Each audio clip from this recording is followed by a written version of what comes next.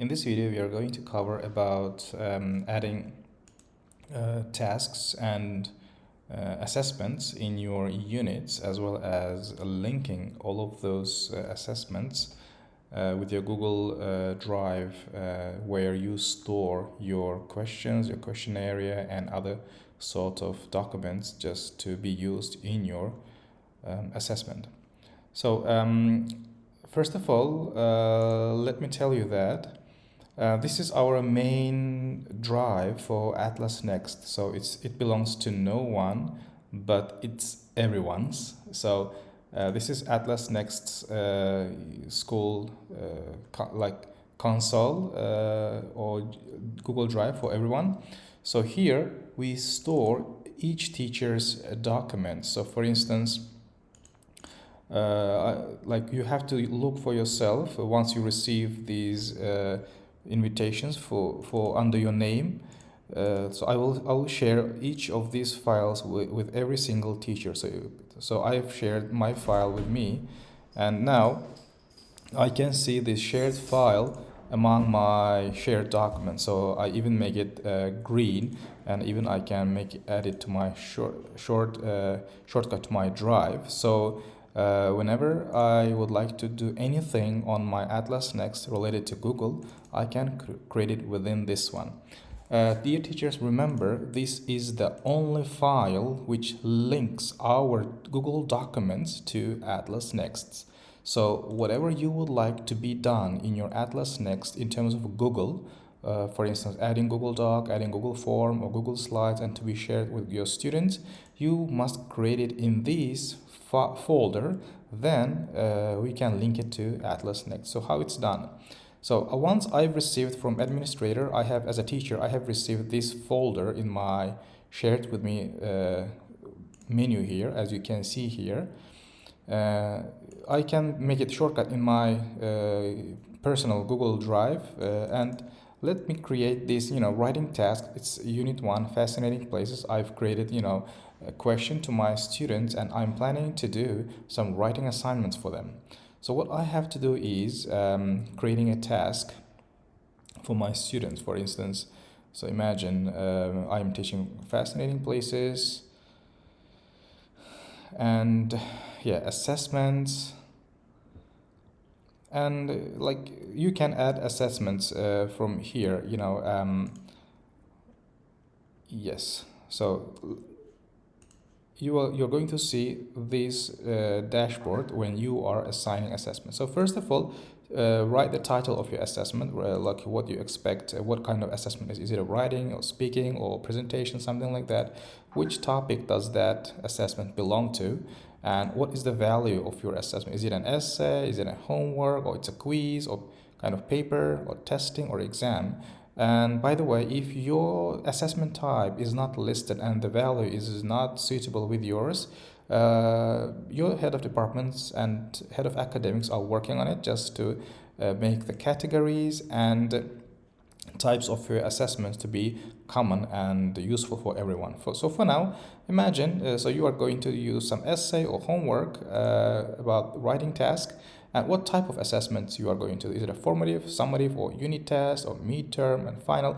Some of them, actually, unit test is a formative assessment, and it might be a summative assessment for that unit, while midterm assessment actually is a summative assessment as well. So, but here we just try to make it quite different, and just for teachers and administrators to distinguish what kind of assessments teachers are usually doing. So just select your assessment type. It may be, formative for several assessments, like here. Quizzes, homeworks can be formative assessments, while other midterms and finals can be summative assessments. So add your questions here, details of your assessments, and what you would like to. You can even put an image, put a video clip, and put other links that you would like to be visible and reachable to your students during or while this testing. Okay, and if you are preparing several upcoming assessments, you can even store them as a draft, so it's not going to be visible to your parents and students. And while once you unclick this one, save as a draft part, it's going to be visible and it might be scheduled in students' calendar.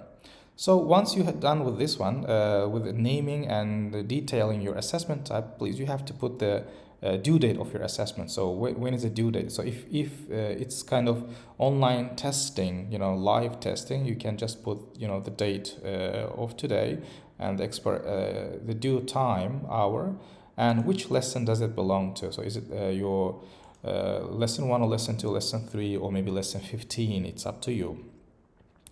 So, and the maximum points students can get and the comments students may receive from you and others. And if it's task specific grade, so you can even just like edit your task specific grade scale. For instance, in this exam, if a student gets over 80, may get A plus, or in this exam, if students get lower than 50, it is B, for instance. So it's up to the exam actually, but there is actually, these are standards already put there for you. So when it comes to Google Doc, just if your documents, if you require students to write an essay like here, and if you store your Google Doc in your Google Drive, so add a new template. First, click the Google Doc and add a new template. So are you planning to assign it to each student individually, or you are requiring your students to work collaboratively? It's actually depends on your exam type and exam purpose. So it's up to you. You can select, and even you can name the task. You can name the file itself here and put the details. And do you remember the folder that I've shared with you about this folder, Atlas Next folder, and teacher's name? So you will see, and you have to select your name. For instance, I belong to a primary department. Select your primary department, and please, if you're not teaching any other department in any other departments, don't go there.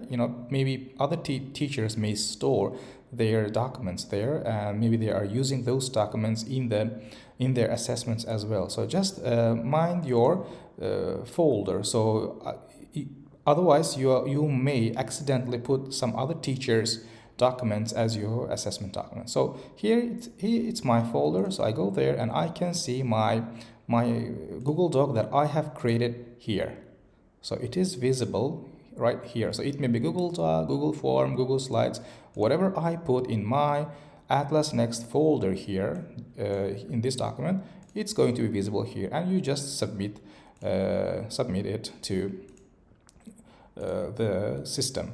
And if you want to differentiate it, so this assessment is not to all, but for some students, you can just unclick the students who are not involved in this assessment. Okay. So here is my writing task. It has been added. Once I click in it, yes. So once I say save, it's going to appear to everyone. But make sure that you are notifying your student via email, and as well as notifying parents. So that would be that email will involve parents to be in a right track with the teaching that you are doing. Okay. So another thing that I was going to show you is about tasks. So writing task, and here once you submit that exam, you are going to see the status of your students. For instance, so my students just received the test, just received this writing task, 100 words, and the deadline is next Tuesday, and here is a description of the assessment and the maximum point, and the Google documents are here. So let me go to one student, and the status is not submitted yet, so the student hasn't done anything yet. So if it's here, and I'm going to see all the essay written here by my student that I have assigned her or him to accomplish. And once you read and grade this, you can just put grade, submit your score here. Or if the student hasn't done anything, just click not available part. And we would recommend to write a comment for each student inside of this document just to add your personal opinions in terms of making it better, or you can even just add your comments here in this document as well as a Google Doc. All right, I hope this video was very useful for most of us, and thank you.